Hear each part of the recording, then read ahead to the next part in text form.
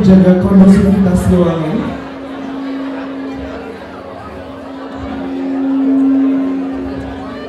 Benar-benar.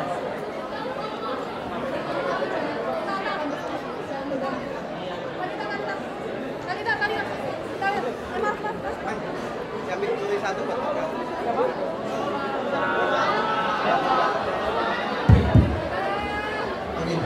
Solo luar biasa.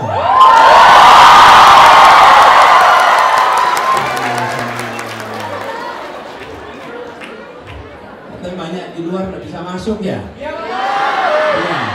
Saya tadi sempat nyapa teman-teman sebagian di luar yang nggak bisa masuk, katanya sudah register. Kapasitasnya berapa ruangan ini? 500 ya? 500 yang daftar berapa? Berapa?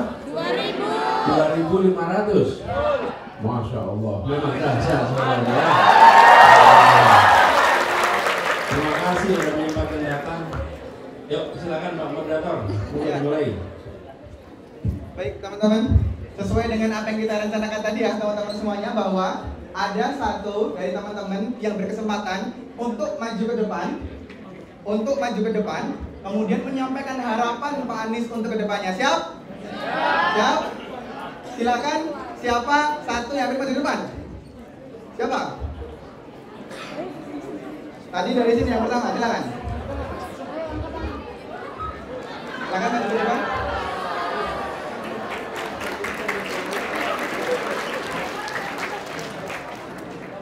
Silakan sampaikan. Selamat sore Bapak Anies Baswedan. Sebelumnya perkenalkan teman-teman, saya Tasbih Putra dari luar UNS, Universitas Negeri Semarang.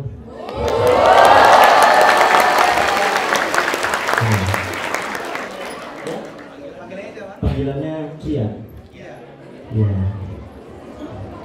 Kebetulan dari prodi ilmu politik juga.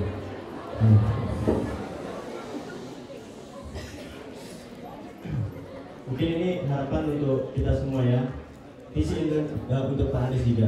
Visi Indonesia itu sudah tertera dalam pembukaan Undang-Undang Dasar 1945, menjadi negara yang merdeka, berdaulat, bersatu, adil dan makmur. Harapan untuk Pak Anies sebagai tokoh politik dan publik figur yang besar yang selalu menginspirasi kita semua dan teman-teman mahasiswa juga ke depannya. Semoga kita semua dan Pak Anies Baswedan bisa menginspirasi kita semua mempunyai political will untuk mencapai visi tersebut. Karena setiap pergantian periode pasti punya perbedaan masing-masing dan selalu berubah. Ya, semoga konsisten untuk mewujudkan visi Indonesia tersebut. Oke, terima kasih. Baik teman-teman semuanya, Pak Anies Rashid Baswedan sudah hadir di sini, maka tak perlu lama-lama lagi kita akan mendengarkan public lecture dari Pak Anies Baswedan. Kita berikan tepuk tangan semuanya.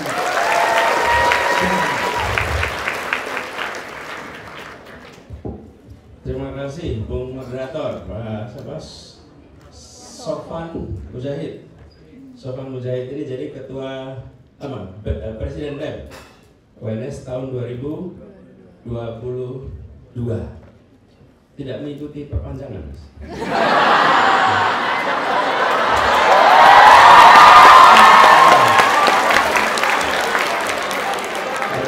Berapa periode? Satu periode. Ya mencoba juga di 3 periode gitu ya. Satu periode cukup ya. Mahasiswa mengajari semua, satu periode. Nah, nanti kalau keterusan lebih ramai lagi. Nah, sekarang saya menyapa Presiden BEM yang sekarang, Agung Luki Pradita. Mana Agung Luki Pradita? Beri tepuk tangan untuk Bung Agung. Terima kasih yang sudah menyiapkan acara ini. Juga ada di sini namanya Sekolah Intellectual Leadership School. Mana nih? Jadi ini adalah siswa, mahasiswa yang siswa. Ini warna jaketnya bukan biru itu, biru apa?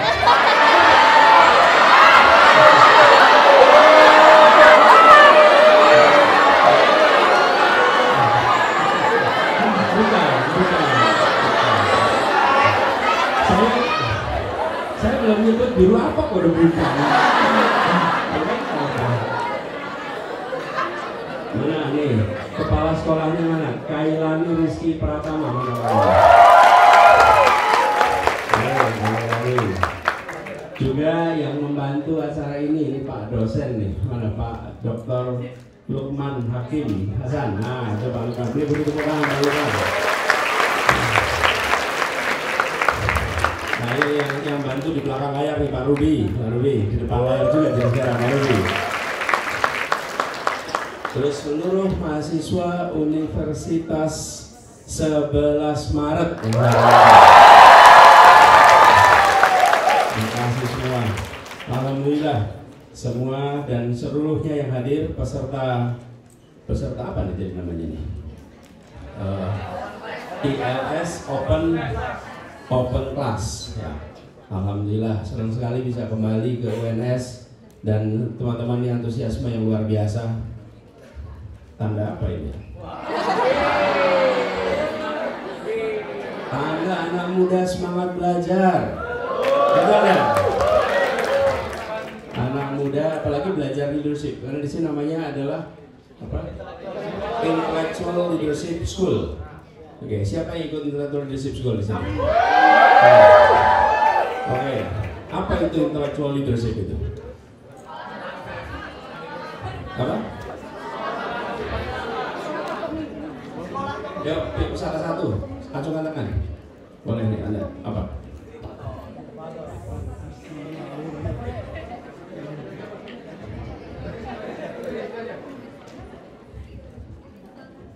Mohon izin menjawab. Intellectual Leadership School sendiri adalah sekolah kaderisasi yang dimana kita belajar dasar-dasar kepemimpinan, dasar-dasar ada seperti kepemimpinan profetik yang seperti dijalankan oleh nabi-nabi. Dan selain itu kita juga berjejaring dengan satu sama lain untuk membangun relasi seperti itu, Pak. Terima kasih. Ya.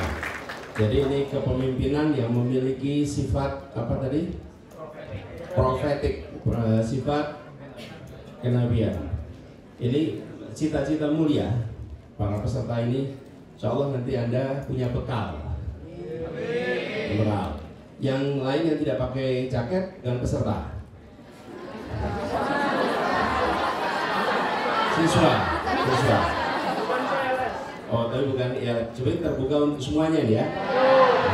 Nah, ini teman-teman sekalian. Jadi ketika bicara tentang kepemimpinan itu penting sekali untuk kita tidak lupa. Yang membuat kita jadi pemimpin itu adalah pengikut. Ingat-ingat ya. Yang membuat kita jadi pemimpin adalah apa? Pengikut. Tanpa ada pengikut kita tidak disebut pemimpin. Betul kan? Betul. Jadi nih kalau misalnya orang sholat sendirian di dalam mihrab, di sajadahnya imam, sholat di situ sendirian, boleh nggak menyebut dirinya imam?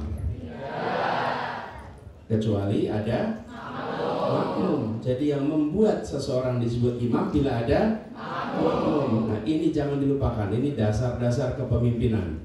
What makes you a leader is your follower. Ya, without follower you are no leader. Ingat-ingat tuh. Jadi do not over glorify leadership. Jangan glorifikasi kepemimpinan. Karena kepemimpinan itu sangat tergantung pada pengikut. Hormati yang mengikuti Anda, insya Allah Anda akan jadi pemimpin yang hebat. Ya. Kenapa? Karena menghormati pengikut. Dan disebut pemimpin di anak muda beda dengan di kalangan tua. Kalau di kalangan tua itu pemimpin beda-beda. Tapi kalau di anak muda disebut pemimpin bila diakui oleh sebayanya. Bila Anda diakui oleh sebayanya maka Anda disebut pemimpin. Bila sebaya tidak mengakui Anda tidak disebut pemimpin. Dan itu sebabnya pengakuan kepada sebayanya, imbal balik harus terjadi. Yang memimpin menghormati yang dipimpin, yang dipimpin mengakui kepemimpinannya. Dan bila itu terjadi, maka youth leadership itu akan terbangun. Mudah-mudahan yang di LS dan semua mahasiswa UNS akan tumbuh kepemimpinannya nanti. Ya. Amin. Alhamdulillah, saya senang sekali bisa kembali, dan terima kasih teman-teman sudah tetap bertahan walaupun saya agak datang terlambat. Memang kalau nggak numpang pesawat begini.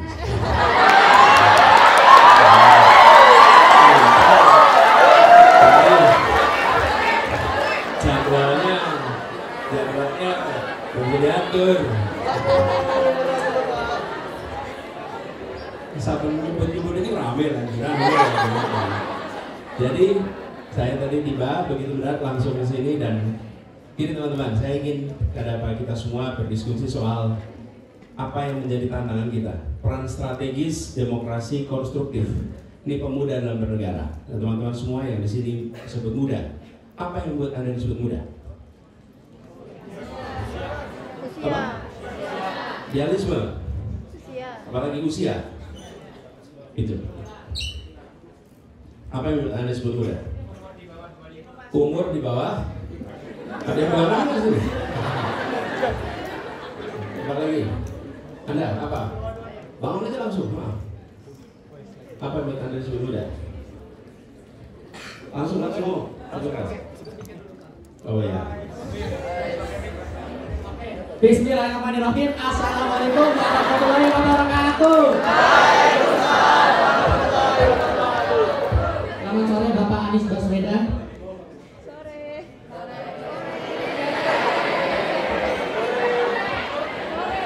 Oke, izin menjawab Pak untuk mengenai pemuda sini. Namanya siapa? Perkenalkan, nama saya Mohandis Mozart Mutahari Ahmad. Bisa dipanggil Mohan. Pak moderator bantu dicatat nama-namanya ya. Oh iya, siap. Yang sempat tadi bicara juga catat. Yuk, terus? Mohan, monggo. Jadi gini Pak, untuk pemuda sini yang pertama, yang jelas usianya seperti kata-kata teman-teman tadi di bawah 25 tahun. Yang kedua, memiliki jiwa produktivitas yang tinggi. Mengapa? Seseorang yang tua tentu saja bakal terus jumpo.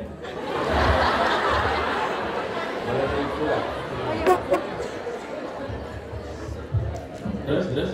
Nah, ketika seseorang masih muda seperti saya alhamdulillah sebagai mahasiswa, tentu saja memiliki energi yang begitu membara bagaikan demokrasi.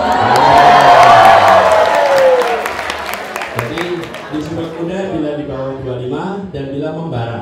Membara mempunyai energi semangat. Pak. Oke, good. Makasih Mohan. Udah, Siap. duduk. Sekarang gantian. Pinjam mikrofonnya. Nah, ada lagi yang lain. Mana suara perempuan dong? Yuk. Perempuan.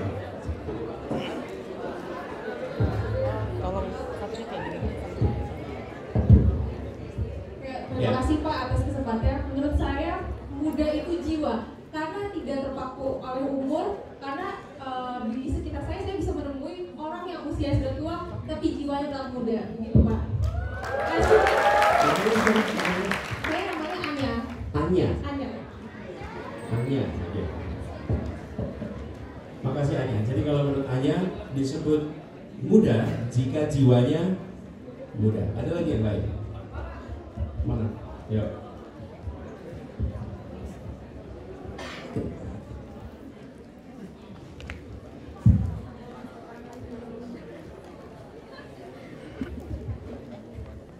Yes.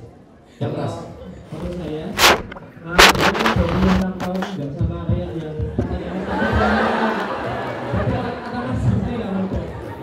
tapi kalau menurut saya berapa? Mas.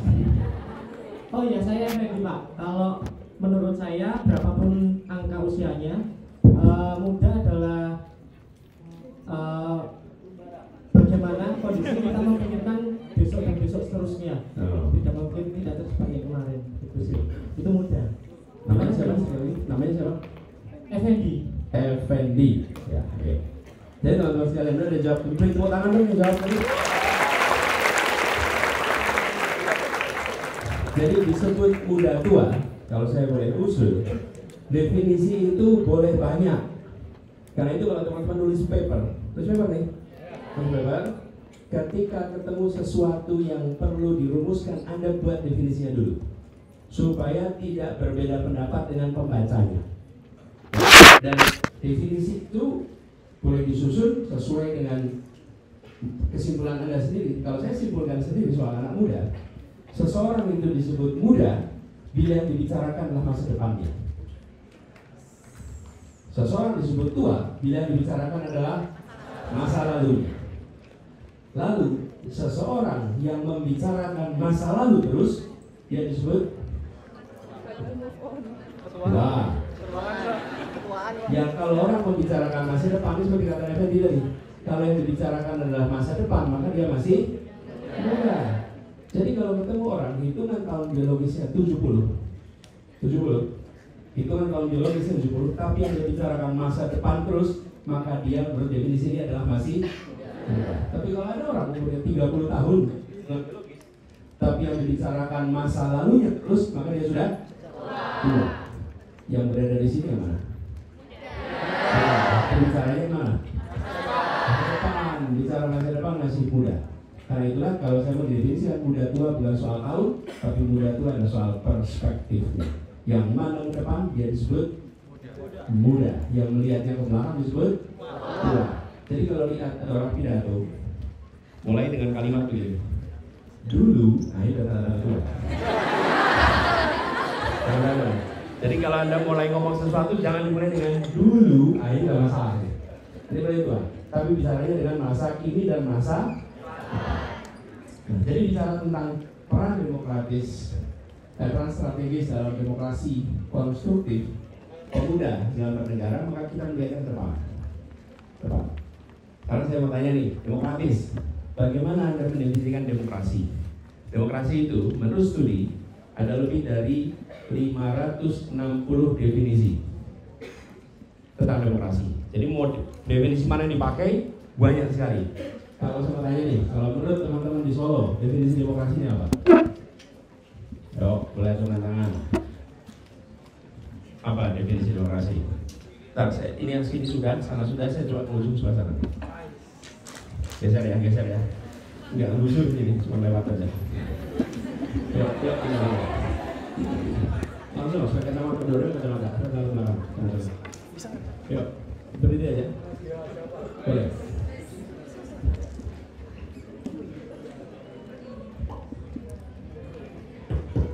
Oke, baik. Terima kasih. Apa definisi demokrasi? Demokrasi menurut saya adalah proses di mana ada penyimpulan atau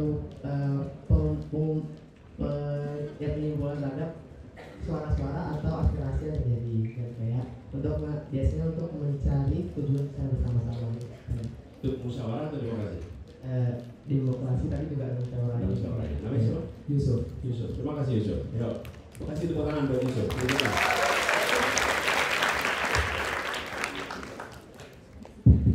Bismillahirrahmanirrahim. Jadi sebelumnya nama saya Muhammad Hasbi Siddiqi, bisa dipanggil Hasbi. Untuk definisi terkait demokrasi yaitu menyuarakan aspirasi dari berbagai kalangan, yang dimana aspirasi tersebut yang nantinya bakal dievaluasi secara bersamaan. Dan dari situlah kita bisa langsung membuahkan hasil yang optimal, begitu Pak. Terima kasih. Makasih Hasbi. Kasih tepuk tangan dong buat teman-teman. Jadi, teman-teman, tadi itu ada definisi demokrasi. Ada juga pernah yang menyebut definisi demokrasi begini: dari rakyat, oleh rakyat, untuk rakyat. Siapa yang pernah bilang itu? Abraham Lincoln. Nah, saya mau menggunakan definisi paling sederhana dalam konteks bernegara. Ini penggunaan bernegara, demokrasi. Sederhana sekali. Yang harus ada dalam demokrasi dalam definisi ini sederhananya tiga. Satu, adanya oposisi. Bukan sekedar ada oposisi, tapi oposisi dibolehkan hidup. Yang kedua, ada kebebasan berbicara, kebebasan media, kebebasan berbicara, kebebasan berserikat, kebebasan berkumpul. Itu nomor 2.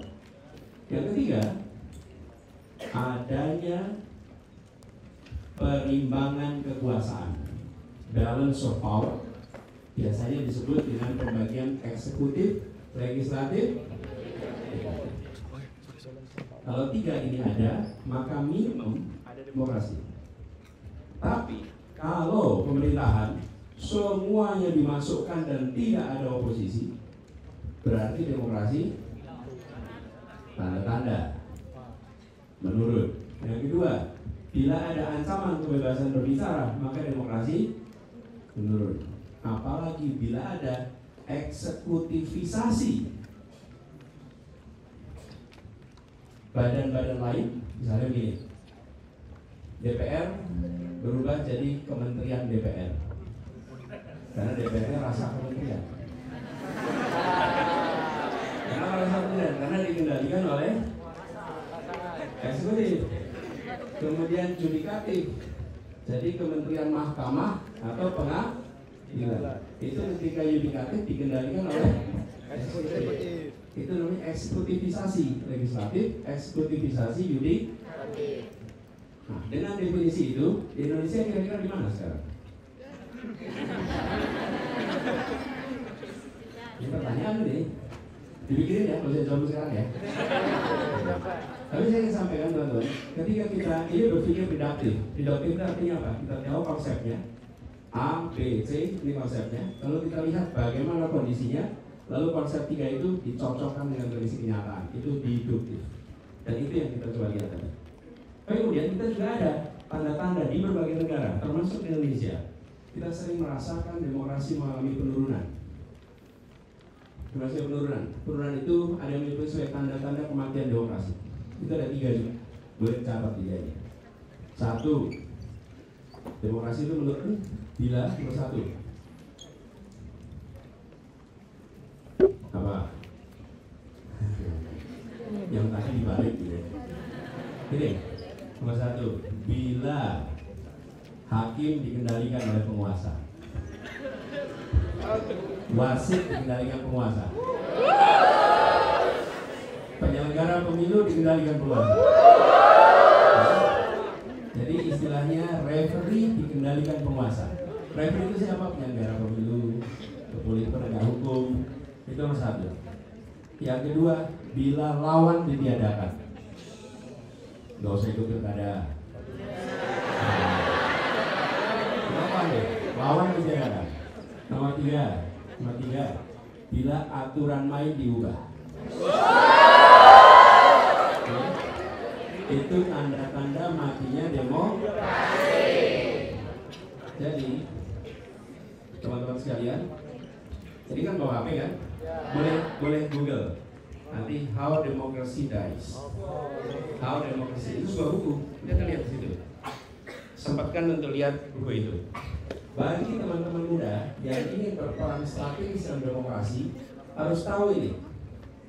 Apa tanda-tanda demokrasi itu hidup dan apa tanda-tanda demokrasi bisa mati. Ini harus diketahui. Karena Anda mau ambil peran strategis. Peran strategisnya apa sih? Menjaga dan menghidupkan demokrasi. Itu peran strategis anak muda. Jadi ketika dalam 3 tadi itu ada perubahan aturan, umur diturunkan. Iya. Ini di Solo lagi ngomongnya.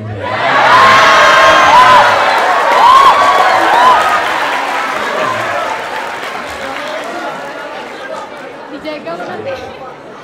Oh, kan teman-teman siapa? Kita dijaga nanti Pak. Tapi teman-teman, ini bukan kata Anies. Ini kata lagu itu. Itu. Jadi teman-teman buka bukunya. Udah cek belum bukunya? Ada kan? Nanti coba akan ketemu 3. Nomor 1, take control the referee, eliminate opponent. Itu sudah saya katakan. Yang ketiga adalah secure all branches of government. 3 itu dikendalikan. Nah, jadi teman-teman sekalian, ketika terjadi bulan Agustus kemarin putusan MK, ingat kan? Putusan MK lalu akan diatur ulang oleh DPR. Apa yang terjadi? Anak muda turun menjaga konstitusi. Anak muda turun menjaga demokrasi. Nah, seringkali kita bergerak terlambat. Sesudah situasi memburuk baru sadar kolektif. Karena itu saya ingin sampaikan di sini, teman-teman, bahwa 3 hal tadi, 3 hal ciri demokrasi dan 3 hal potensi mati demokrasi pahami segera. Karena jika itu tidak dipahami, maka kondisi turun pelan-pelan tanpa kita sadari. Teman-teman pernah dengar kisah katak yang ada di dalam tempayan yang dimasak di atas kompor? Jadi gini teman-teman ya.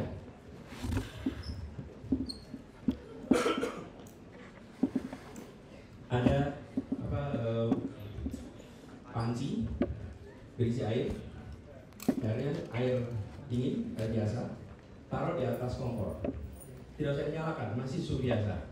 Lalu ambil katak, dimasukkan di situ, katak itu akan tinggal di air yang dingin. Kalau air itu sudah mendidih, katak ditaruh, begitu diletakkan kataknya ke dalam air panas, katak itu langsung lompat. Kenapa? Karena panas. Begitu air yang mendidih itu dimasuki, dia langsung lompat. Tapi ketika air tadi dingin, kataknya ditaruh, dia diam. Sekarang nyalakan kompornya. Nyalakan kompornya, sehingga kompor itu mulai memanasi panci berisi air dan katak. Maka pelan-pelan suhunya akan meningkat dan katak itu akan bertahan menyesuaikan sampai dia mati dalam kondisi mendidih. Kenapa? Karena dia menyesuaikan diri. Itu yang disebut sebagai perubahan jalannya pelan-pelan, akhirnya mati. Bila kita tidak paham atas kondisi tadi, maka demokrasi berjalan pelan-pelan menurun, akhirnya semuanya kehilangan demokrasi. Itu sebenarnya penting sekali buat kita. Jangan sampai seperti katak tadi, dimasukkan air yang dingin, dia diam, dipanaskan pelan-pelan sampai mendidih, mati. Kita tidak ingin demokrasi mati di Indonesia, dan anak-anak muda adalah harapan kita untuk menyelamatkan demokrasi di Indonesia. Kita butuh teman-teman mengantisipasi ini. Lalu ada sebuah buku, saya baru bahas kemarin, nanti mungkin minggu depan akan muncul di online, judulnya Tirani.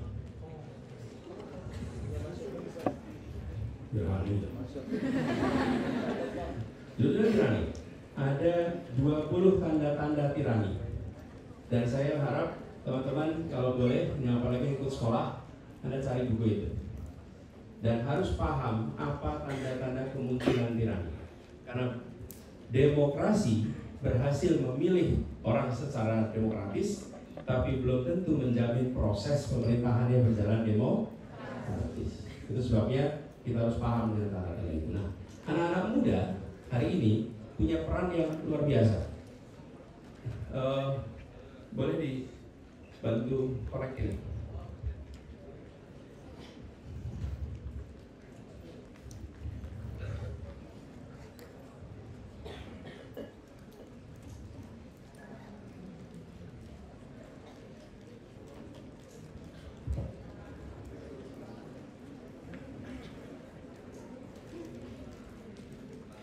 Hari ini teman-teman, istilah kami demokrasi itu ada dalam genggaman anak-anak muda. Kenapa disebut dalam genggaman? Bawa HP nggak di sini? Coba yang bawa HP angkat HP. Angkat semuanya. Angkat HP-nya. Ya. Angkat HP-nya. Angkat HP-nya ya. Kita selfie dulu ya. Angkat HP-nya. Ya, semuanya ya. Saya sini dulu terus sebelah sana.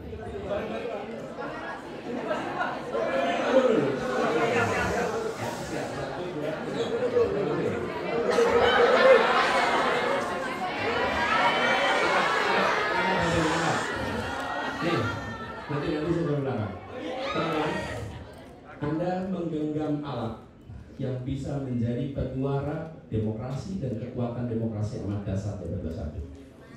Karena itu kita mengatakan boleh bertangan pada Anda semua. Jadi ketika saya mengistilahkan demokrasi dalam genggaman anak muda, karena memang betul-betul ini dalam genggaman Anda. Ini kekuatan luar biasa. 3 hal yang powerful. 3 hal yang powerful, teman-teman sekalian.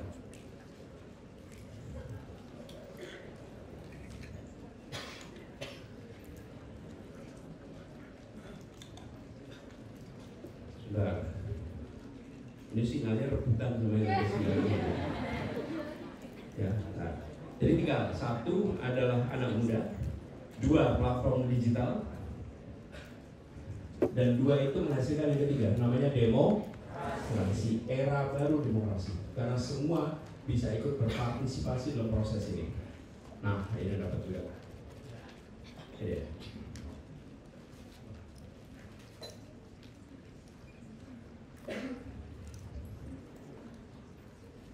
Ini adalah sebuah era baru demokrasi di mana anak muda dan platform digital itu berhasil membawa pergerakan baru. Saudara sekalian, kita menyaksikan suara-suara yang muncul dari tempat-tempat yang jauh dari pusat perhatian, itu bisa menggugah kesadaran kolektif. Tahun lalu ada seorang anak muda yang mempublikasikan jalan-jalan rusak di sebuah provinsi. Provinsi mana nih? Semua tahu kan? Apa yang terjadi? Problem nomor 2 muncul, kebebasan berbicara. Ya kan? Tapi ini tuh menunjukkan bahwa anak muda itu bisa. Dan ketika dia mengalami tekanan oleh negara, di dalam dunia digital ramai pula, bukan? Ramai membela atau ramai menyalahkan? Membela. Di sana ada akal sehat yang dominan. Karena itulah kita masuk era baru dalam demokrasi. Dan anak muda bisa, karena itu buat anak muda. Walaupun Anda bukan ketua, bukan presiden, bukan sekjen, Anda rakyat biasa, Anda bisa mengatakan dengan alat ini suara saya senyaring presiden. Dengan alat ini saya bisa menjangkau semua. Dan disinilah kemudian kekuatan yang luar biasa. Inilah yang disebut dengan kekuatan digital anak muda. Nah, ini ada 3 teman-teman yang menarik. Kenapa? Anak muda ini teman-teman digital native. Kalau kami ini kan imigran.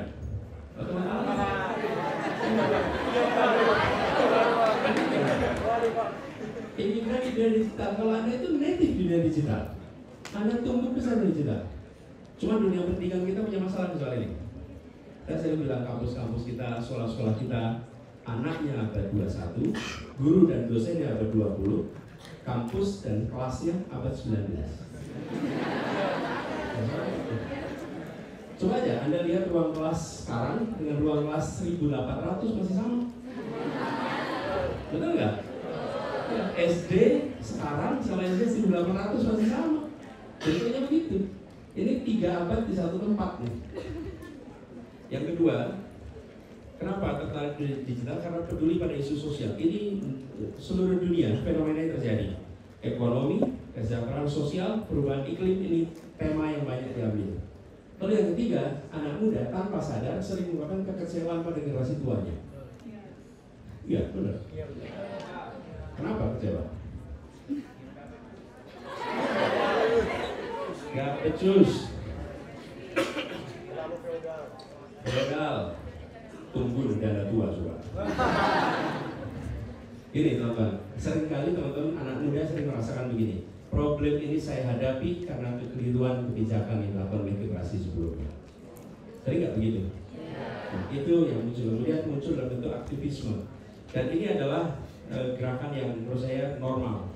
Karena itu teman-teman sekalian, buat teman-teman baru yang terlibat, ini kita melihat ruang partisipasi ini tumbuh besar. Ini saya slide-nya udah banyak, nanti saya pikirkan aja nih. Nah, saya mau bicara ke depan nih. Teman-teman sekalian, demokrasi anak muda di masa depan, ini ada 3 agenda yang menurut hemat kami perlu jadi perhatian. 1 adalah modernisasi lembaga demokrasi. Teman-teman jaga lembaga demokrasi, ini anak muda yang harus menjaga. Kita juga jaga, tapi anak muda memiliki daya dobrak, daya gaung yang besar.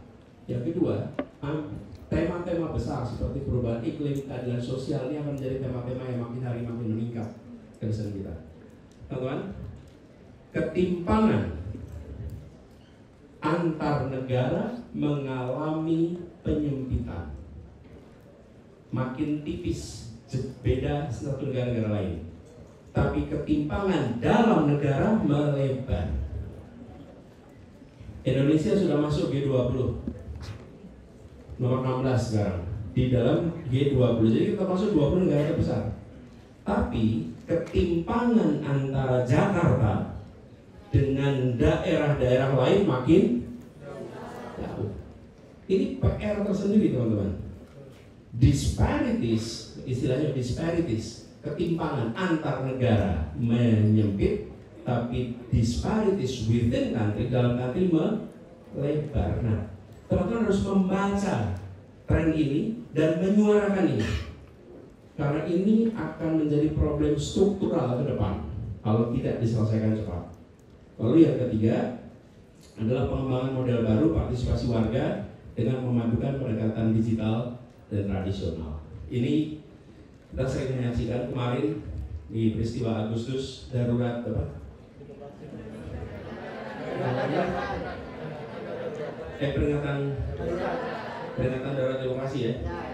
Peringatan darurat demokrasi itu kombinasi antara digital dan tradisional, bergerak secara digital tapi juga bergerak di jalanan, dan kombinasi itu dahsyat sekali. Di bulan Agustus itu menjadi penanda di Indonesia, gerakan itu luar biasa. Yang di Solo ikut bergerak, tapi yang berada di lapangan di Jakarta juga ikut bergerak dan punya ikatan yang sama, betul tidak? Teman-teman walaupun tidak berada di depan gedung DPR, tapi ikut memantau dan ikut peduli, betul tidak? Dan keterlibatan kombinasi seperti ini itu makin hari ke depan makin sering. Ini muncul bila ada penyimpangan akan dapat reaksi bila anak muda membaca dan mengetahui tanda-tandanya, bukan tanda tangan, mengetahui tanda-tanda penurunan ya. Jadi teman-teman sekalian, harapan kami pada teman-teman sekalian yang ikut sekolah ini, Anda punya tanggung jawab untuk menjaga agar demokrasi kita terus berada di dalam rel yang benar.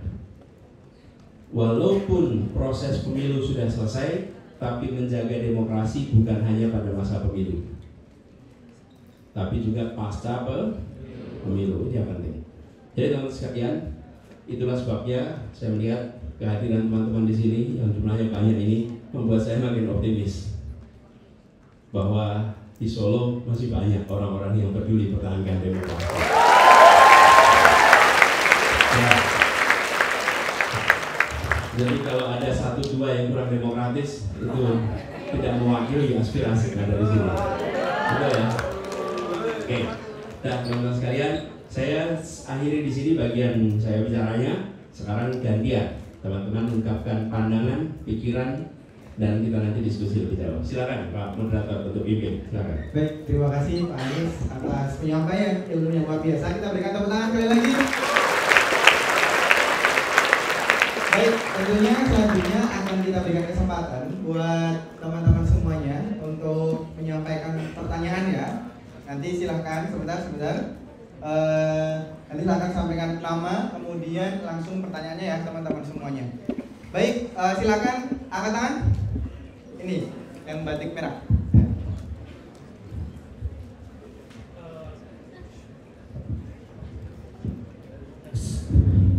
Bismillahirrahmanirrahim. Assalamualaikum warahmatullahi wabarakatuh. Selamat sore Pak Anies Rashid Baswedan, dan selamat datang di kampus Universitas 11 Maret Surakarta, dan selamat datang di kota Surakarta tercinta. Sebelumnya perkenalkan, nama saya Muhammad Ali Mukri dari program studi D4 Demografi dan Pencatatan Sipil Fakultas Sekolah Vokasi Universitas 11 Maret.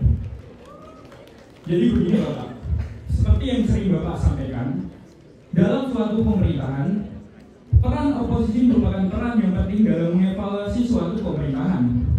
Nah, tetapi seperti yang kita lihat pada kenyataannya saat ini, bisa kita lihat sendiri, hampir tidak ada yang namanya oposisi.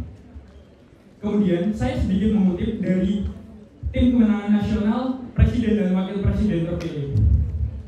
Dengan adanya Mas Gibran, anak muda harus lebih aktif dalam membangun Indonesia. Kasih masukan, kritik, tentunya dengan kebersamaan dan persatuan. kita lihat Indonesia punya masa depan cemerlang dan anak muda yang nantinya akan mengisi. Namun Bapak, pada kenyataannya, anak muda nggak punya power untuk turut andil dalam memberikan kritik, masukan, evaluasi. Nah, bagaimana agar kritik kita bisa didengarkan, dinotis, ditanggapi oleh pemerintah? Mengaca dari konstitusi sekarang, melihat mahasiswa demo ricuh malah tidak ditanggapi. Jadi, menurut Bapak, bagaimana anak muda mendapat space atau ruang untuk andil dalam mengevaluasi pemerintah? Kita negara demokrasi, tetapi ketika ada demonstrasi tidak dihiraukan. Kita dijanjikan kebebasan bicara, tetapi teriakan rakyat menggema di jalanan, ia tenggelam dalam sunyi, seolah angin lebih didengar daripada hati yang berbicara. Terima kasih Bapak. Baik, terima kasih. Silakan Pak Anies bisa langsung dijawab. Kalau boleh 3 sekalian. 3 sekalian. Baik, terima kasih. Yang tengah sudah, saya coba ke kiri. Sebentar, teman-teman semuanya, turun tangan dulu. Silakan coba angkat tangan. Ini tadi yang pertama. Nanti yang belakang ya. Baik. Bismillahirrahmanirrahim. Perkenalkan Pak Anies, saya Muhammad Haidar Al-Faruq dari program studi peternakan UNS. Saya tertarik dengan yang tadi Pak Anies ungkapkan mengenai ilustrasi katak tadi, yang dia kalau sudah panas langsung meledak. Kita kaitkan dengan kondisi pemuda saat ini. Sekarang digiring opini para pemuda ini seolah-olah demokrasi kita baik-baik saja, seolah-olah para menteri yang dikasih itu semuanya berprestasi, gelar doktor diperjualbelikan dan lain sebagainya, dan itu semuanya itu seolah menjadi hal yang lumrah dan biasa. Maksud kami, bagaimana caranya agar generasi muda itu sadar dan bisa langsung loncat kayak katak tadi dan tidak mati di air yang panas. Karena saya lihat sekarang kita berkali-kali digiring opininya dan seterusnya. Mungkin cukup sekian Pak Anies, terima kasih. Assalamualaikum warahmatullahi wabarakatuh. Baik, terima kasih. Siap, yang belakang ya teman-teman ya. Sebentar, coba turunkan dulu. 1, 2, 3. Yang pakai baju putih, depannya yang baju merah ya. Silakan.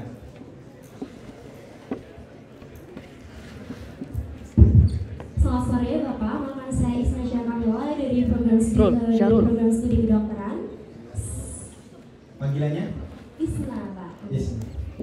Mohon izin Bapak, saya izin bertanya. Jadi mohon izin mengutip dari materi yang Bapak sampaikan, yaitu salah satu pendekatan yang bisa diambil oleh generasi muda dalam menyuarakan pendapatnya ialah melalui platform digital. Namun tidak selalu apa yang kita sampaikan melalui platform digital, terutama pada platform digital tertentu, itu mendapat sambutan yang baik. Kadang-kala itu mendapat sambutan komen-komen yang mirip-mirip atau biasa disebut dengan buzzer. Bagaimana cara kita menyikapi adanya fenomena buzzer tersebut dan apa langkah lain yang bisa kita ambil di mana rasanya bisa lebih efektif untuk menyuarakan pendapat kita. Mungkin terima kasih Bapak, semoga Bapak sehat selalu.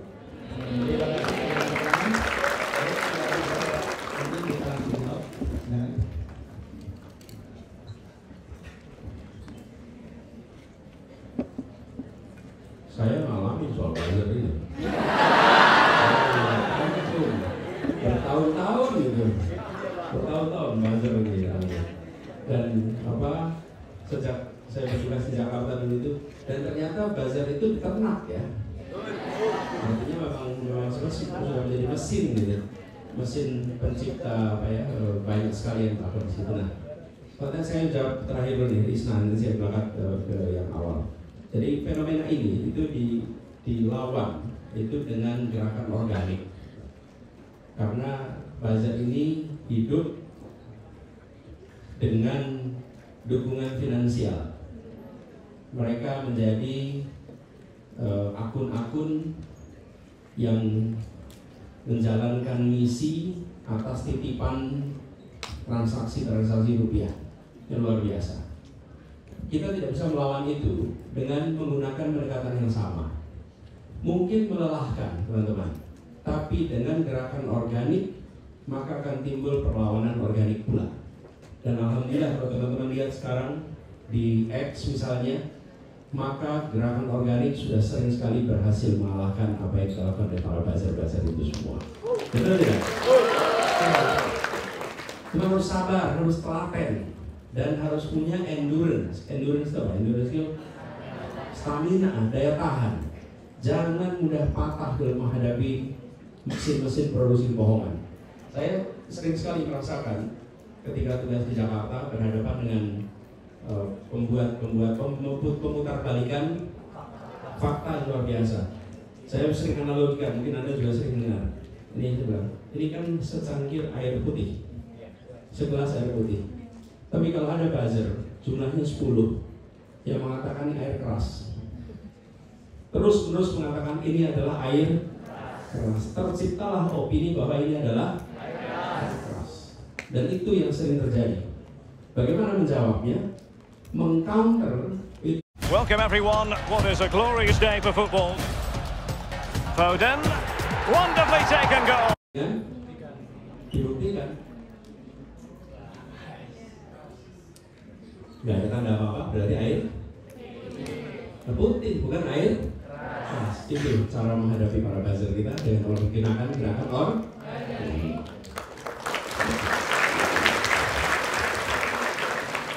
Haidar, mana Haidar tadi?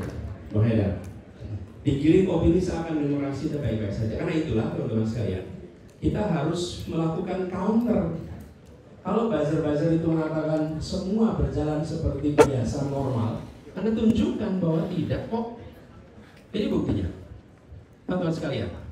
Ketika pilkada ada lebih dari 90 kabupaten kota yang satu calon, artinya apa? Itu kalau tadi how demokrasi dies, meniadakan lawan. Jadi bukan rakyat lagi yang menentukan, tapi sudah diatur oleh pemegang kuasa. 90 lebih. Untung ada putusan MK. Gara-gara ada putusan MK berubah jadi 42. Dan masih ada 42. 42 di mana rakyat tidak bisa milih. Rakyat berhadapan dengan satu orang. Nah ini teman-teman tanda-tanda. Nah bila ini dibiarkan, ini akan mematikan demokrasi. Nah teman-teman harus menyuarakan ini. Dan perlu endurance. Endurance maksudnya apa? Perlu daya tahan, perlu stamina yang kuat, dan perlu kreativitas. Teman-teman semangat ditambah kreativitas, ditambah dengan teknologi, dia akan menjadi kekuatan yang powerful buat anak-anak muda. Semangat, kreativitas, dan teknologi. Ini akan luar biasa. Karena Anda lalu memiliki daya pukul terhadap usaha mematikan demokrasi. Dan gini teman-teman, jangan pernah biarkan penyimpangan melewat tanpa dikoreksi. Oh ini penyimpangannya kecil kok. Apa yang terjadi kalau penyimpangan kecil dibiarkan? Makin hari makin besar, makin besar, makin besar, makin besar. Akhirnya menyesal ketika sudah terjadi penyimpangan yang besar. Dan itu yang pernah terjadi di Indonesia. Dibiarkan untuk urusan yang kecil, pelan-pelan menjadi urusan yang besar. Gitu ya, Bung Haidar. Yang pertama tadi.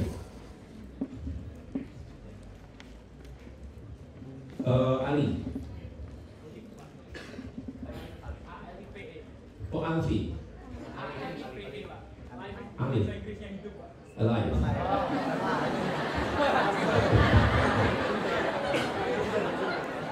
Jadi bacanya itu Alif. Biasanya teman-teman panggilnya Alif. Alif. Ya. Anak pertama. Iya. Nah, okay. Alif, Alif. Okay. Gini, kritik tidak diperhatikan. Teman-teman sekalian, kalau dalam berjuang itu pasti akan ketemu tantangan. Kita bisa berharap begini, saya berjuang semua perhatikan, tidak. Jadi Alif, kita yang sedang berjuang itu tidak boleh juga minta atau manja bahwa yang kita kerjakan pasti akan dapat respon banyak. Belum tentu. Mencoba sekali, 2 kali, 3 kali, 4 kali, baru kemudian ada respon yang Ya, tapi satu hal yang pasti, jangan pernah berhenti mencoba, jangan pernah berhenti menyuarakan pandangan, jangan pernah berhenti mengkoreksi. Itu yang harus dikerjakan terus. Jadi seperti itu, boleh ya? 3 itu jawaban ini. Ya, siap. Baik, selanjutnya masih ada waktu teman-teman semuanya. Tadi depan sudah, kiri sudah, belakang sudah. Coba kita geser ke kanan ya. Coba turunkan tangan dulu. 1, 2, 3. Yang pakai baju kotak-kotak putih, ini kemeja ya.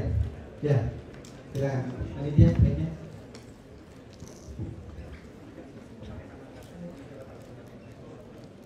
Silakan berdiri dulu.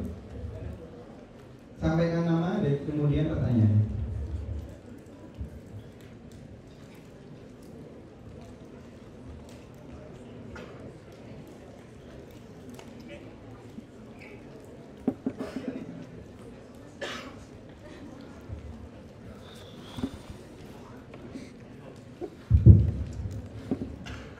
Halo, selamat sore Pak Anies. Perkenalkan, saya Alexander Bimo, bisa dipanggil Bimo. Saya merupakan alumni dari program studi Komunikasi Terapan Sekolah Vokasi Universitas 11 Maret. Oke. Ini maaf ya, agak grogi ya, jadi nggak usah mulu-mulu Pak. Ini pertanyaan ini juga sekaligus curhat ya Mas Anies.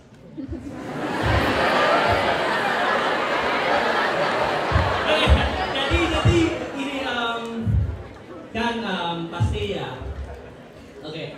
Mau nggak mau kan pemimpin kan pasti harus mau nggak mau kan harus dikritik gitu kan ya. Dan namanya pemimpin pasti ada yang benci, ada yang nggak suka sama kita, itu pasti ada Pak. Nah, pada saat dan begitu pula juga saya Pak. Saya juga sebagai tukang liput, ada beberapa penawaran, ada beberapa yang ditolak, bahkan ada orang yang takut sama saya gitu.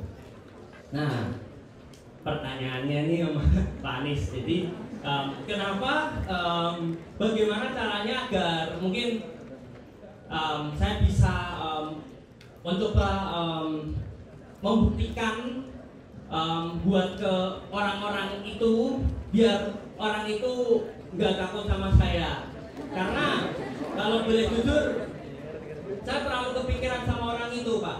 Udah hampir 2 tahun. Gitu.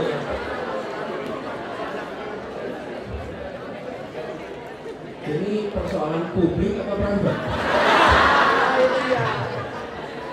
Gitu. Nah ini curhat sekalian loh Pak. Ya. Oke, sip, paham. Bagaimana supaya tidak ditakuti? Ya. Bagaimana supaya tidak dikritik? Bukan begitu. Maksudnya kan gini. Kita jelasin secara panjang lebar ya. Oke. Jadi saya sedang berusaha untuk, aku ingin growing untuk jadi yang lebih baik, pengen jadi leader yang baik gitu. Tapi kenyataannya ada orang-orang ini yang kayak gak suka saya, yang takut sama saya itu ada gitu. Bahkan saya sempat kepikiran juga sama orang-orang itu, sampai teman-teman saya kesal gitu. Bim, kamu kok kepikiran orang itu aja kayak gitu. Jadi gimana nih caranya biar saya bisa menjadi lebih baik menghadapi orang-orang yang gak suka sama saya gitu-gitu. Bukan berarti ada kritik ya, maksudnya saya mau kayak menanggapi kayak gitu. Maaf kalau pertanyaan saya agak panjang, agak meliput, tapi ya udah, terima kasih Pak Anies. Terima kasih. Baik, kemudian yang pojok arah belakang, coba kita ambil kode yang sana. Coba turunkan dulu. 1, 2, 3. Yang pakai sweater hitam kerah putih, belakang berdiri. Ini ada di belakang. Oke. Selamat sore Pak Anies. Jadi gini Pak Anies. Namanya? Oh ya, jadi perkenalkan sebelumnya saya Fala Iqbal. Biasa dipanggil Fala. Saya dari arsitektur. Oke. Jadi kemarin pas pemilu saya menaruh harapan di Pak Anies dengan cara mencoblos di wadah Pak Anies, bukan Pak ini. Di Pak Anies.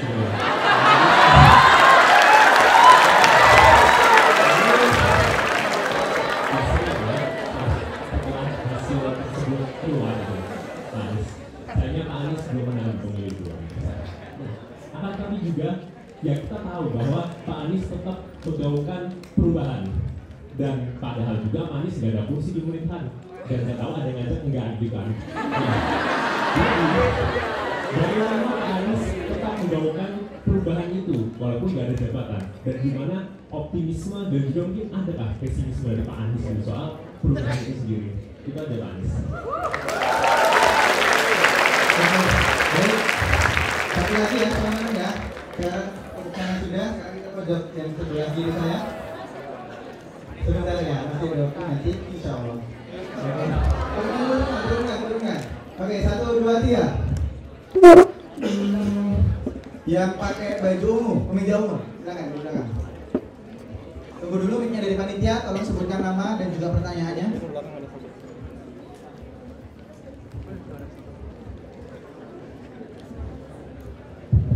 Bismillahirrahmanirrahim. Assalamualaikum warahmatullahi wabarakatuh. Pak Anies, sedang bertemu dengan Pak Anies di sore hari ini. Pertanyaannya adalah, namanya siapa? Namanya? Saya Median Saputra, saya dari Prodi Kimia, Fakultas MIPA Universitas 11 Maret di program Magister. Baik, Pak Anies, saya melihat fenomena yang saat ini adalah pemerintahan yang hari ini terbentuk oleh Presiden kita yang baru memiliki banyak komposisi menteri. Artinya di sini perlu ada kolaboratif antara satu sama lain. Nah, terkait dengan tema kita hari ini, demokrasi konstruktif yang mana pemimpin itu harus terbuka, bisa menerima kritik satu sama lain dan juga bisa mengkolaborasikan antara satu sama lain. Bagaimana ini Pak Anies? Dengan komposisi yang banyak ini kira-kira bagaimana? Apakah ke depan ini nanti bisa berjalan dengan baik atau malah sebaliknya? Yang kedua Pak Anies, terkait dengan kami generasi muda, bagaimana bisa menciptakan jiwa kolaboratif yang baik? Karena di lapangan, di mahasiswa kami dihadapkan dengan banyak kegiatan tantangan di masyarakat, tentunya perlu untuk mendapatkan ilmu terkait kolaboratif. Terima kasih. Baik, terima kasih teman-teman semuanya. Selanjutnya dari Pak Anies bisa dijawab. Oke, sip. Ini final round ya? Ya. Ya. Ada lagi. Kalau masih ada lagi, bonusnya sekarang aja sekalian. Oh gitu ya? Tambah 2 sekalian, habis itu tutup. Silakan. Baik, tambah 2. Yang tengah sini ya, yang belum ya, tengah. Sebentar, masih ada 2. Perempuan, oke, perempuan. Oke.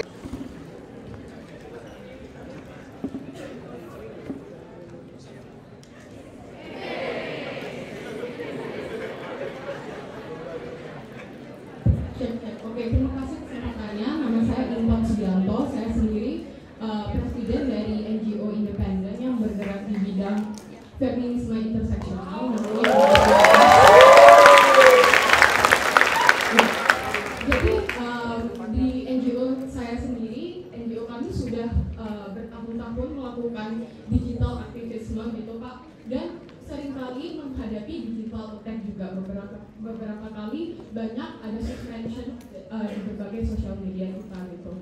Dan kemarin barengan dengan pelantikan juga saya ada ngobrol sama teman-teman dari tim saya, gimana sih perasaan mereka melihat pelantikan yang kemarin itu, dan banyak banget teman-teman dari tim saya merasakan powerless, merasakan hopeless, merasakan helpless karena selama ini kita menjalankan digital aktivisme itu rasanya kayak ngomong sama tembok, rasanya seperti angin berlalu aja gitu Pak. Dan sebagai mahasiswa kita kadang juga capek. Saya juga setuju sama Pak Anies bahwa kita harus konsisten dan melakukan ini terus-menerus, tapi rasanya nggak ada impact yang tangible gitu Pak. Dan dari saya sendiri sebagai pemimpin juga saya bingung gimana caranya tidak sekedar menghibur teman-teman tim saya yang capek, tapi juga memberikan solusi praktikal gitu. Gimana caranya kita bisa bantu berkontribusi untuk memberikan dampak yang tangible gitu. Karena selama ini saya cuma bisa ngomong, oh at least kita punya platform buat ngomong gitu. Tapi at the end of the day kayaknya masalahnya itu terus aja, dan mungkin beberapa teman-teman juga mikirnya, oh kayaknya solusi terakhir adalah keluar dari Indonesia gitu. Tapi ini bukan kata saya ya Pak, tapi teman-teman. Nah, tapi kadang saya juga mikir kalau misalnya rumah kita diobrak-abrik, kenapa kita harus keluar dari rumah kita?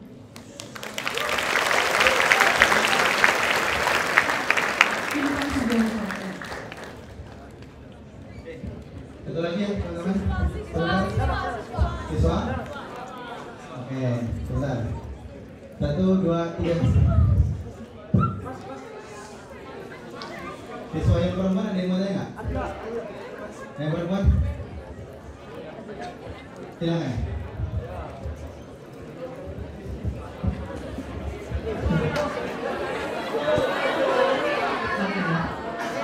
Selamat sore Pak Anies, semoga selalu dalam keadaan sehat. Perkenalkan, saya Aurora, saya siswa IAS 2023 dan di tahun ini saya alhamdulillah berkesempatan menjadi seorang mentor di IAS 2024. Saya izin bertanya Bapak, karena seperti yang tadi kita ketahui bahwa banyak generasi tua yang masih memegang kunci-kunci atau dampak-dampak kedepannya bagi negara kita, di mana di saat kita ingin memberikan perubahan atau kita ingin memberikan demokrasi secara luas, itu terdapat kendala-kendala di generasi muda tersebut. Saya ingin memberikan pertanyaan, bagaimana cara kita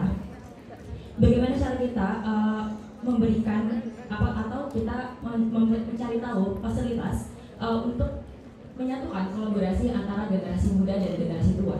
Bagaimana cara konkretnya agar selama ini tuh saya lihat banyak sekali, walaupun memang bisa lewat digital, tapi efek dari generasi tua masih belum bisa terdampak secara jelas. Terutama di zaman era ini, walaupun memang digital sudah masif, namun masih banyak jawaban atau pertanyaan-pertanyaan yang malah bertambah banyak dari efek demokrasi digital tersebut.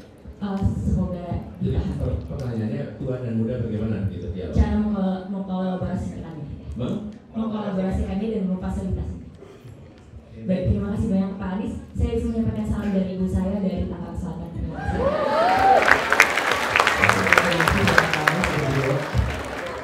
Terima kasih. Aurora, terima kasih. Salam balik buat ibu ya. Jadi, saya jawab satu di belakang aja nih. Jadi Aurora tadi soal generasi muda dan tua. Sebenarnya ruang dialog itu kan ada. Yang sering minim itu bukan tua muda, tapi pemegang kekuasaan dan yang tidak pegang kuasa. Seringkali itu yang tidak muncul. Nah, menurut saya anak-anak muda harus berinisiatif untuk berdialog. Ini teman-teman sekalian. Kalau saya boleh usul teman-teman, Anda tentukan 5-7 orang yang menurut Anda adalah orang tua yang ingin Anda ajak dialog. Tentukan. Lalu Anda atur untuk dalam waktu durasi kapan Anda ketemu dengan mereka. Ini pengalaman saya cerita ketika saya menceritakan ini, teman-teman sekalian, di era yang belum ada digitalnya, ya. Tapi waktu itu kami lakukan. Kami di kampus itu ada beberapa orang senior dosen-dosen yang sering kami datangi di pagi hari di rumahnya, atau janjian malam datang ke rumahnya. Itu rumahnya, dan berkunjung ke rumahnya untuk tukar pikiran. Karena pada waktu itu belum ada panel digital seperti sekarang. Nah, saya beberapa kali menemukan permintaan untuk melakukan tanya jawab secara digital, janjian, lalu kemudian tanya jawab secara digital, didengarkan oleh banyak orang. Jadi sebenarnya teman-teman, sekarang Anda bisa menjangkau siapa saja. Tentukan saja 5-7 orang yang Anda mau kerjakan, lalu dalam 1 bulan atau 2 bulan Anda kerjakan itu bareng-bareng. Lalu apa yang terjadi? Banyak orang yang bisa ikut mendengarkan. Bukan hanya misalnya ILS ini saja, tapi teman-teman lain bisa lakukan, ya. Jadi sekarang ini Anda bisa melakukan dialog itu. Yang tantangan adalah ketika dialog dengan pemegang kewenangan. Karena belum tentu pemegang kewenangan itu mau untuk berdialog. Dulu kita coba selama kampanye itu kita bikin namanya Desak Anies. Desak Anies keliling kampus-kampus, bukan kampus-kampus, ke kota-kota. memilahkan siapa saja boleh bertanya apa saja. Karena saya ingin membawa pesan bahwa berada di dalam pengambil keputusan, berada di wilayah publik artinya siap untuk ditanya apa saja oleh siapa saja, kapan saja. Jadi kalau Anda tidak siap untuk begitu, ya jangan berada di wilayah publik. Memang pertanyaannya macam-macam. Sebagian pertanyaan tidak terbayangkan sebelumnya. Dan biasanya kalau kampanye itu kan kita dapat pertanyaan yang bagus-bagus ya, kalau kampanye. Tapi ini sering ketemu pertanyaan yang sulit-sulit. Bahkan saya di Samarinda di ibu kota Kalimantan Timur, kan tempat IKN di situ. Dan saya tidak setuju pemindahan ibu kota kan. Menurut saya itu tidak tepat gitu. Dan saya harus datang ke sana, harus berhadapan dengan masyarakat di sana. Tapi unik nih, waktu saya datang saya sudah siap-siap nih menyiapkan jawaban kalau ditanya oleh seruangan gitu. Semuanya tanya soal, saya siapin. Malah nggak tahunya dari ruangan itu kami setuju Pak, nggak perlu IKN di sini. Masya Allah. Jangan tepuk tangan loh, itu udah keputusan itu. Kan udah keputusan itu. Tapi maksud saya ternyata justru masyarakat di Samarinda lebih kritis soal IKN daripada yang saya duga. Apa sih pengalamannya? Apa pelajaran dari pengalaman ini? Kita tidak bisa menebak apa yang sesungguhnya ada di dalam komunitas. Tebakan saya, kalau saya ke sana pasti orang-orang pada setuju dengan. Ternyata ketika sampai ke sana berbeda pandangannya. Jadi dialog itu penting Anda siapkan saja, digital non digital. Orang makasih ya. Kemudian dari Intan Sugiarto, makasih. Terima kasih Anda sudah memimpin sebuah NGO. Terima kasih sudah bekerja untuk Indonesia. Thank you. Teman-teman sekalian, kalau negara melakukan tugas-tugas kemanusiaan itu wajar, karena memang itu tugas konstitusionalnya. Tapi kalau rakyat kebanyakan memilih untuk melakukan, itu panggilan moral, dan itu sesuatu yang harus kita hargai. Tapi tadi pertanyaan menurut saya relevan sekali, sering sekali. Jadi Intan bukan hanya di bidang yang Anda kerjakan, banyak bidang itu seringkali ketika kita mengerjakan ada perasaan begini, ini berdampak nggak sih? Ini tuh ada nggak sih yang merasa tergerak gitu? Ada nggak sih yang merasa berubah gitu? Kadang-kadang kita tidak dapat feedback. Ini problem ini muncul kenapa? Karena tidak semua yang tergerak mengungkapkan pikirannya.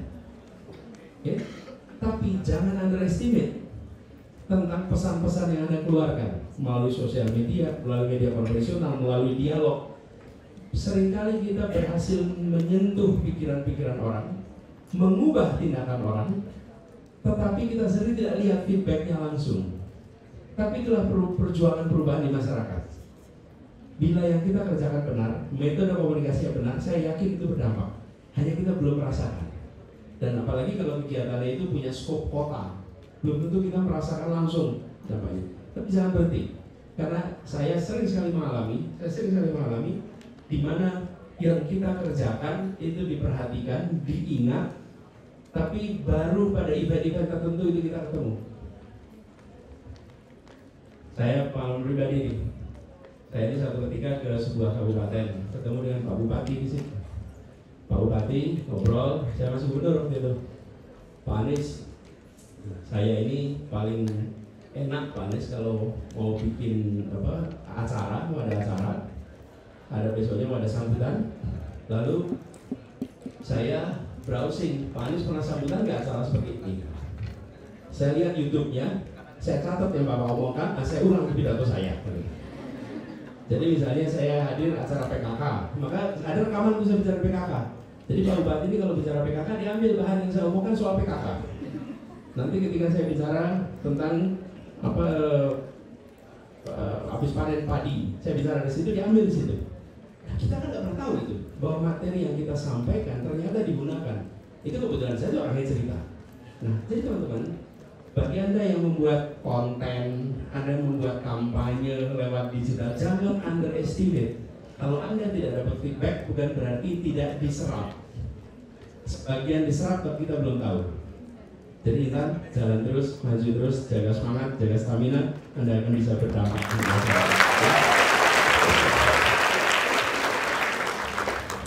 Media Saputra. Mana media? Di atas sana. Teman-teman sekalian, ini media tadi angkat dan sama juga dari bicara kolaborasi tadi. Teman-teman, ini adalah 21st century skill. Teman-teman harus ingat-ingat, kalau boleh mumpung ketemu di sini. Ada 4K yang Anda harus kuasai, atau 4C yang Anda harus kuasai. Ini this is serious. 1 adalah tadi kolaborasi. 2 critical thinking. Itu mendasar sekali. Yang ketiga communication skill. Apa aja tadi 3?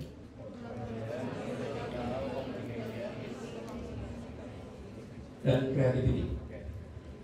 4 ini, kreativitas, critical thinking, communication, dan collaboration itu adalah 4 hal yang mohon sekali teman-teman sini master, kuasai, betul-betul dikuasai. Kemampuan kreativitas, kemampuan kolaborasi mendasar. Nah, kolaborasi ini dibutuhkan sekali di Republik ini. Kita sering sekali justru gagalnya di kolaborasi. Teman-teman mengikuti nggak Olimpiade kemarin? Betul. Indonesia berhasil dapat medali tidak? Berhasil. Medalinya apa aja? Angkat besi, apalagi? Panjat tebing, apalagi? Badminton, apalagi? Udah, 3 itu. Ada tidak yang ini kerja tim? Tunggal semua. Oke, lihat kita sering sekali masuk Olimpiade matematika, Olimpiade sains. Betul tidak? Olimpiade fisika. Yang masuk individu atau tim? Individu. Teman-teman sekalian, hari ini hampir semua keberhasilan kita itu keberhasilan individu. Karena itulah kita harus serius membangun kemampuan kolaborasi, bekerja sama, menghargai, menghormati, menopang, mengisi. Jadi yang media tanyakan ini hal yang mendasar sekali. Ini ada sebut 1, saya tambahin 3. Ini harus dikuasai anak-anak muda sekarang. Karena kemampuan kolaborasi ke depan tidak bisa lagi one man show, tidak bisa lagi superhero.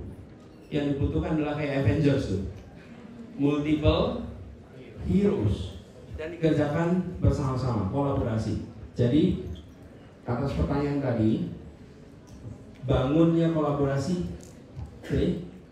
ILS, kalau ada tugas-tugas, kerjakan tugas kelompok.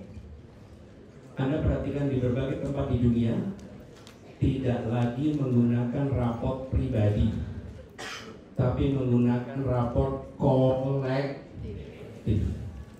Banyak tugas tidak lagi tugas individu, tapi tugas kelompok. Dan keberhasilan itu ditentukan oleh kerjasama dalam kelompok. Jadi ini penting sekali. Lalu teman-teman, kemampuan berpikir kritis. Kalau saya perhatikan tadi dari pertanyaan-pertanyaan, saya merasakan di sini sudah ada kemampuan critical thinking, gitu teman-teman. Karena pertanyaan teman-teman susun itu pertanyaan. Coba lihat teman-teman yang menyusun pertanyaan ini pertanyaannya bukan pertanyaan deskriptif, tapi pertanyaan analitik. Kalau pertanyaan analitik artinya di balik pertanyaan itu ada kemampuan berpikir analitis, kemampuan berpikir kritis. Ini harus tumbuhkan terus. Jadi mudah-mudahan yang bertanya tadi representatif semua di sini, bahwa memiliki kemampuan berpikir kritis, dan kemampuan berpikir kritis itu adalah benteng terkuat menghadapi ekstremisme, benteng terkuat menghadapi hoax itu dengan kemampuan berpikir kritis. Lalu kreativitas ini mendasar sekali teman-teman, betul-betul harus memiliki kreativitas. Ini buah keras ya. Saya mau kasih pertanyaan buat gini. Ini pertanyaannya belum jawab ya. 8 kali 7 sama dengan berapa? Jangan ditulis jawabannya. Tulis jawaban di kertas. Tulis 8 kali 6 sama dengan berapa? Jangan usah dijawab, tulis. Siapa tahu ada yang punya jawaban beda. 8 kali 7 sama dengan, tulis aja jawabnya. Oke? Tulis jawabnya, tulis. Oke, pertanyaan kedua. Tuliskan 2 kalimat yang berpantun. Tuliskan 2 kalimat yang berirama. Write 2 lines that rhymes. Tulis 2 baris yang berirama, berpantun. Oke. Berhasil? 2 kalimat. Tulis pantun, tulis. Oke, sekarang saya mau tanya. Udah ya, cukup? Pertanyaan pertama. Ada tidak yang jawabannya bukan 56? Yang bukan 56? Ada nggak? Alhamdulillah, seleksinya benar kalau di sini. Semua jawab 56 ya? Oke, pertanyaan kedua. Ada nggak yang mau sukarela jawab? Coba Anda. Berdiri aja langsung jawab keras. Sebutkan namanya. Catat. Ya, keras. Selamat datang Pak di Surakarta. Saya Jason Franklin Wang dari Prodi Informatika. Jalan manis ke kota. Selamat datang Bapak Anies di Surakarta.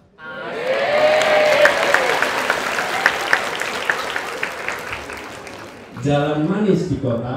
Selamat datang Pak Anies di Surakarta. Bagus tuh. 2 line that rhymes. Oke, ada lagi. Yang perempuan nih, ada. Yang keras. Kasih mikrofon, nggak ada mikrofon. Anda pegang mikrofon, Anda pegang mikrofon, kasih.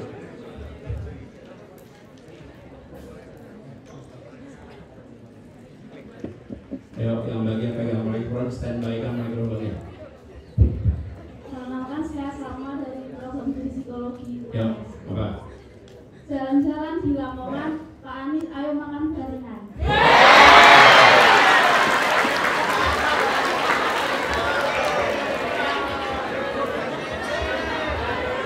Sama, benar, makan barengan. Nanti diajak beneran ya makan barengan. Sama, jalan-jalan ke Lamongan, Pak Anies ayo makan barengan. Wah, oke. Masuk ke barang, ya. Oke, ada lagi, satu lagi. Ke belakang. Anda langsung aja berdiri.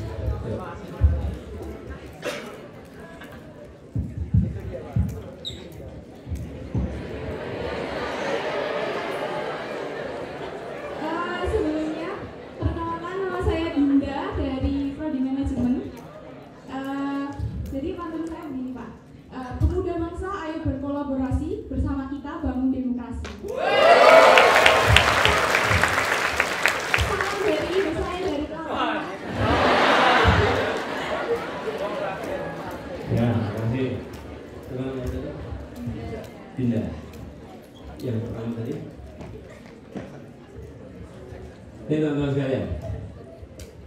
Pertanyaan pertama tadi saya tanya begini, ada tidak yang jawabnya bukan 56 dan semua nggak ada yang ngaco. Seluruh ruangan ini jawabannya sama.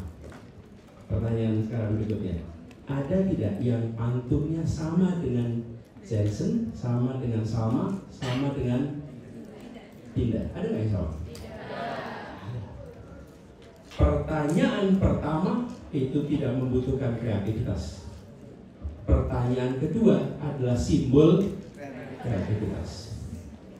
Teman-teman, alat ini dibuat oleh orang-orang yang menguasai ilmu seperti 8x7.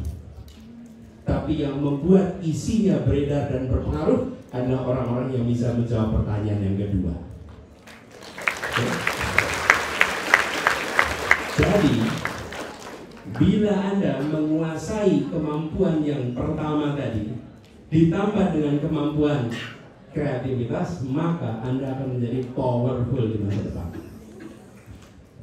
Powerfulnya buat power yang mana? Yang kedua, nggak ada yang sama. Cuman kalau dia membuat pantunnya begini, berakit-rakit ke hulu, benang-benang kemudian, itu bukan kreasi, itu imitasi. Diajarkan. Sementara kreasi seperti tadi, sama diulang dong.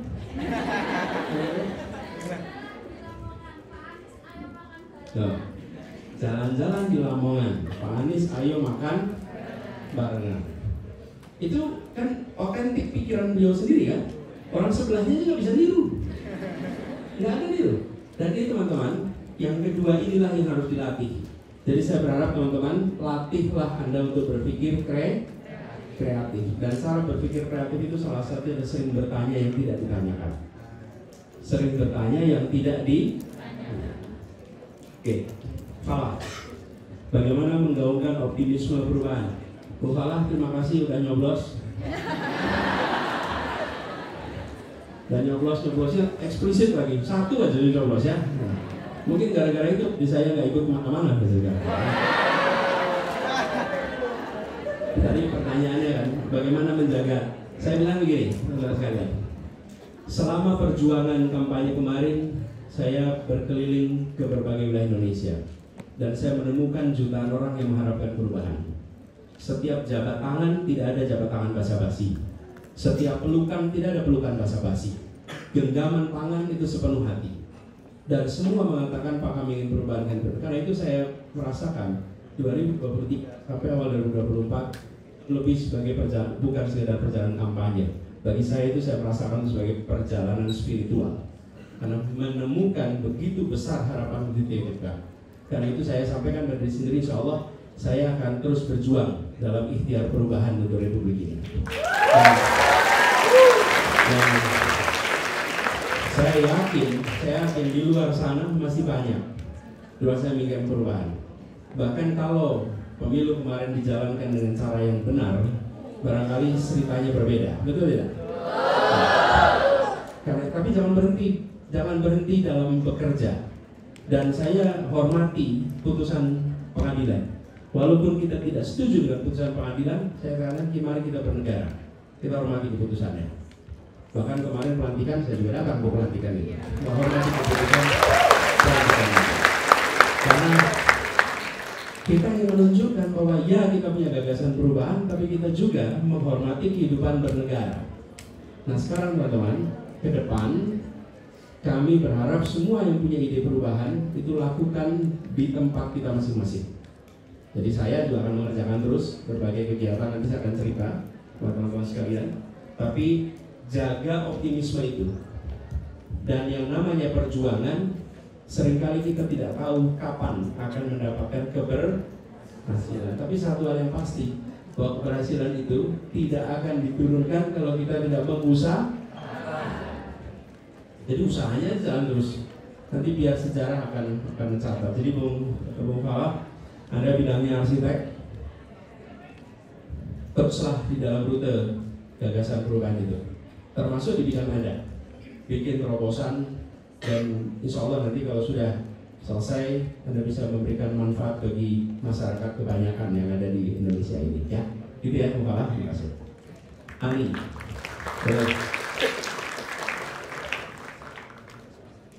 Ali, bagaimana cara menghadapi orang yang memusuhi, menyerang? Mana Ali tadi Bali? Bimo, sorry.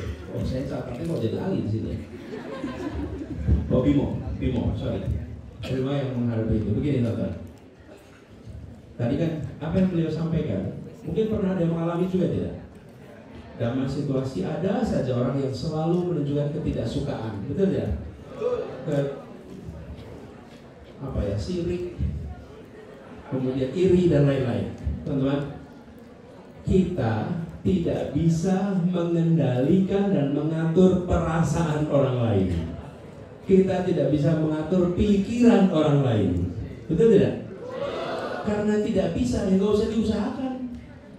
Yang penting Anda kerjakan yang menurut Anda benar. Anda usahakan aja. Jadi kalau kita tidak bisa mengendalikan, kita kerjakan yang tidak benar, tapi kita komunikasi, sampaikan. Dan begini, pada akhirnya yang menentukan adalah sikap kita sendiri. Kalau saya memilih menghadapi mereka yang seringkali mengungkapkan ketidaksukaan, saya tidak pernah ingat-ingat, saya tidak pernah hafalkan. Apa yang terjadi? Jadi saya relax. Biasanya nih, Bimo, orang yang sering mengkritik Anda, sering menyerang Anda, itu kalau ketemu Anda dia kikuk. Tapi yang sering diserang nggak pernah kikuk. Kenapa? Dia nggak menyerang balik. Jadi Anda ngadepinnya seperti begini, relax saja, Anda fokus atas apa yang Anda akan kerjakan. Jangan habiskan energi memikirkan kata orang, karena kata orang tidak akan pernah berhenti. Macam-macam akan ada. Jadi buat Bimo dan teman-teman yang punya situasi hampir sama, Anda jalan terus saja dengan yang Anda kerjakan. Yang bisa membahagiakan semua orang hanya badut. Badut itu yang bisa mengerjakan. Kalau Anda mau jadi pemimpin nggak mungkin, karena ketika Anda jadi pemimpin, Anda harus mengambil keputusan, dan ketika keputusan pasti ada yang setuju dan tidak setuju. Tapi Anda ingat keputusan itu repeated, berulang. Hari ini yang tidak setuju A, keputusan berikutnya A setuju, B tidak setuju. Ambil keputusan lagi, mungkin D tidak setuju, A dan B, C setuju. Jadi Anda akan ketemu dengan situasi setuju dan tidak setuju itu gonta-ganti.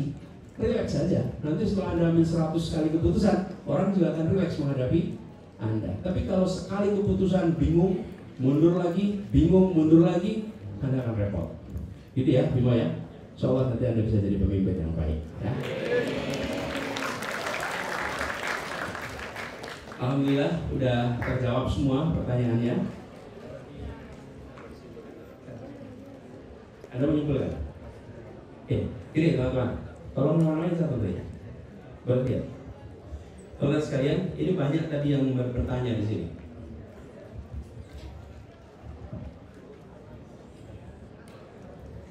Namanya mereka yang tadi bertanya, komentar, boleh dong maju ke depan? Termasuk yang menjawab pantun tadi. Ya, maju ke depan. Boleh maju ke depan.